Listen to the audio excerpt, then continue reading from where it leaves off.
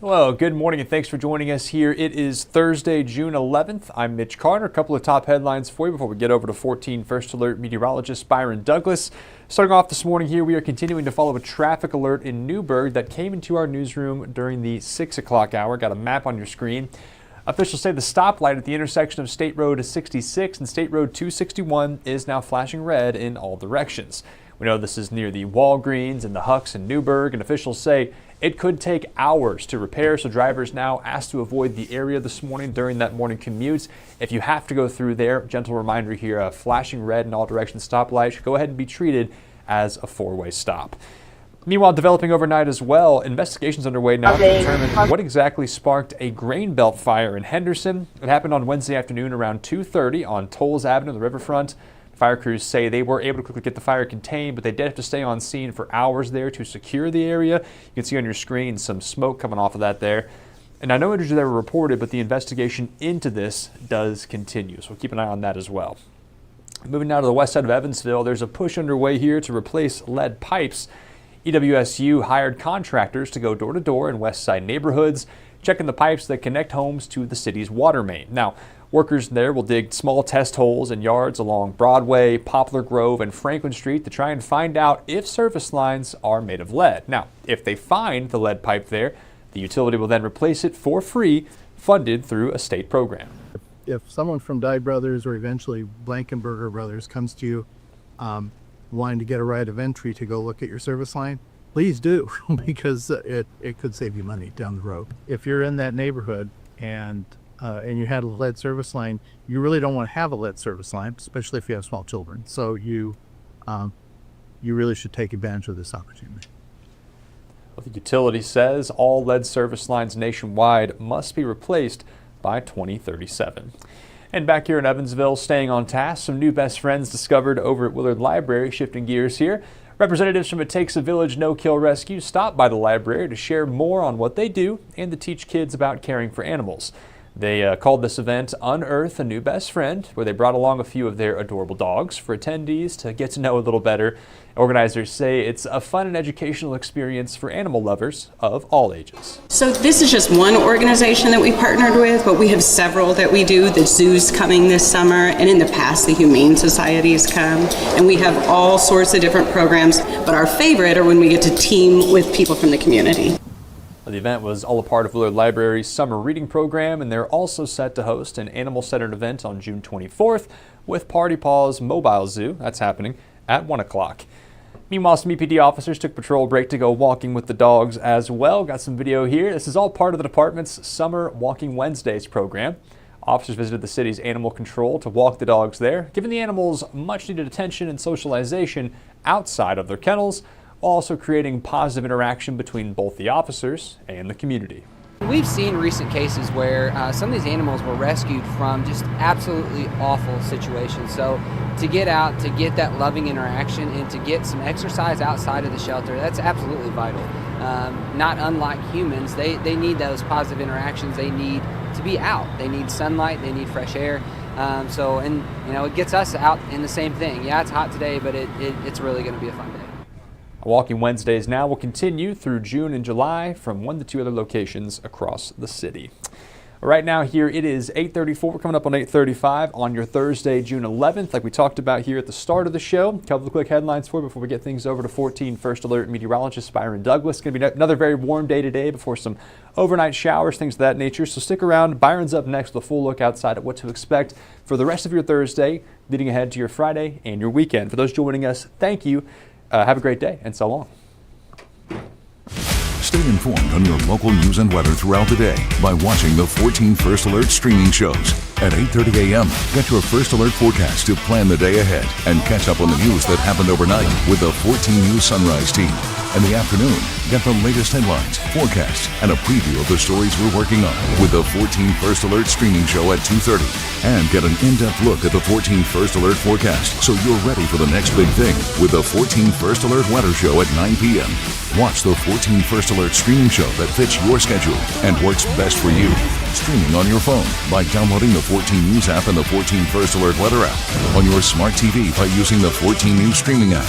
And stream anytime on Facebook, YouTube, or on 14news.com. Stay connected and stay informed by watching the 14 First Alert streaming shows on your favorite streaming devices.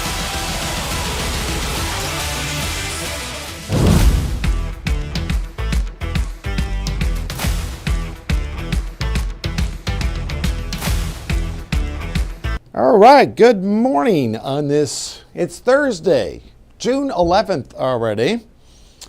All right, we don't have a heat advisory, but we have one more hot day. It would make 3 in a row where we surpass 90, and then we're going to take a nice respite from the heat. And then as we go through tomorrow, we have some showers and thunderstorms we'll be dealing with. I'll take this full so you can observe that. So we're in that range, and the heat index this afternoon about 100 to 105 during that time frame. Robin, Larry, Sherry, Regina, more folks around this morning. We appreciate it. And then Tom, Joanne, hope everyone's doing well. Look at this. We have a big level 4 risk for severe weather. By the way, we had some interesting looking clouds this morning. Those are members of the Arcus family, shelf clouds that kind of look like a spaceship or a flying saucer. Really cool to look at. They generally are harmless. They were the outflow from a thunder shower. We had some storms generally up north of Interstate 64. So I have some up when you're done with the stream. I posted one on my Facebook page. And so if you saw some interesting looking clouds today, it usually means you're going to have a temperature drop as well. So you get these cloud banks in here. But a big level 4 threat for our friends in Chicago, Rockford, up through the Quad Cities, even just south of Milwaukee in southern Wisconsin, down to about the Illinois River in Peoria. Now, we're classified that level 2, level 1 threat, but I think that this is valid generally as we go through tonight and then through tomorrow. So you have friends and family, even a level 3 threat up in northern Indiana, and then up into Michigan, and then up into Wisconsin. So I'm going to be calling my friend. I got friends and family up in Chicago, up in Valpo, just to give them a heads up that's where that tornado risk sets up. Now, we generally have for the Illinois counties north, the Storm Prediction Center hasn't made a lot of movement, a level 1 threat. I don't think we'll be risk for a tornado threat, but we'll be in a little extra early tomorrow for the potential for a few severe thunderstorms that they line up in a squall line with some brief damaging winds, and that generally would be tomorrow. Let's take a look. We're not, in generally the damaging wind threat, it's a low threat. And keep in mind to have a severe thunderstorm winds at 58 miles an hour. Along with 1-inch hail, but hail's less of a concern, so we're not expecting widespread hail or anything like that. And on Doppler radar, those showers now have cleared. We're kind of in the soup here where we have cloudy skies, and then we'll be dealing with clearing skies during the afternoon. Eastern Iowa is absolutely getting hammered. Some of these areas got worked over yesterday. I know at 11 and noon, we're going to take a look at those storms at several tornadoes in Wisconsin yesterday, not responsible for any injuries or anything like that. This is east of Des Moines, kind of northwest of Burlington, west there of Dubuque and Davenport, Iowas. You see the areas there. I didn't tighten this up, but the red polygons, it's radar indicated tornado warnings, and those severe thunderstorm warnings up to about the Field of Dreams up through. I do tighten it up just a bit. Some towns from south of Cedar Rapids, Tumwa, and then, as I mentioned, those areas along I-80 between Des Moines and Davenport, south there of Cedar Rapids in Cedar Falls. Outside of our viewing area, we're not looking at anything now for the rest of the daylight hours.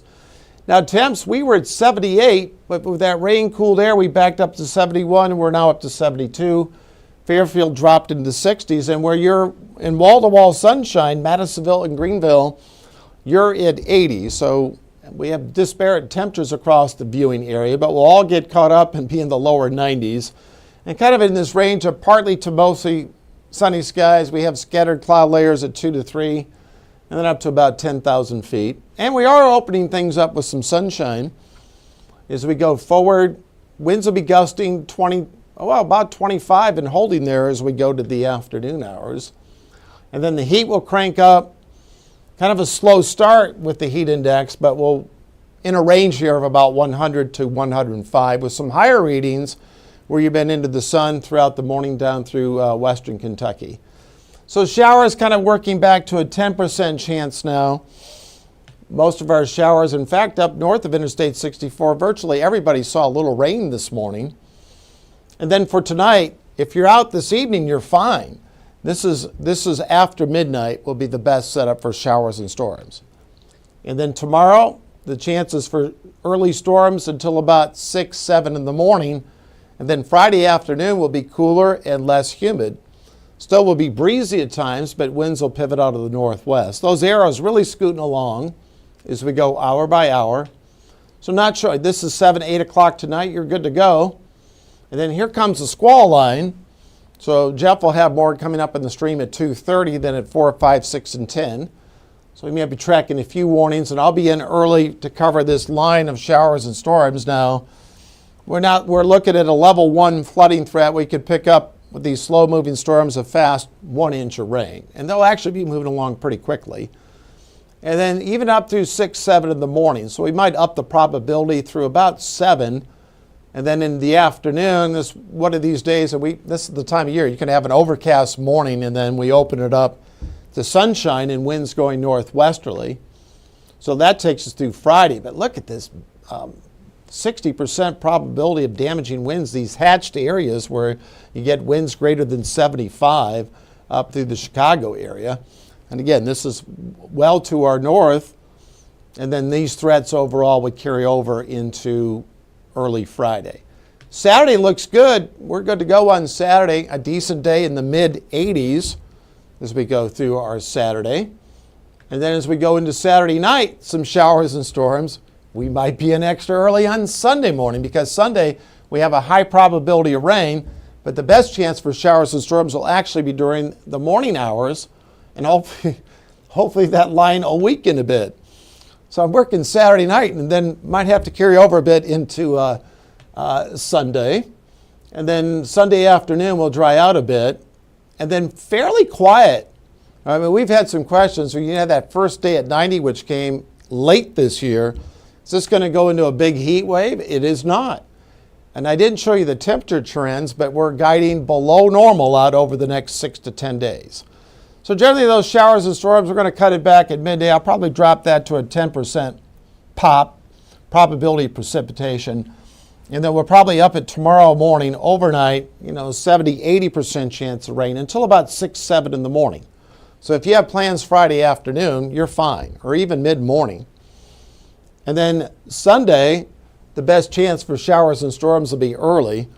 I'll step out of the way and take this full. And then look at next week. We'll look at Sunday, 79, 81 on Monday, and then 82 on Tuesday.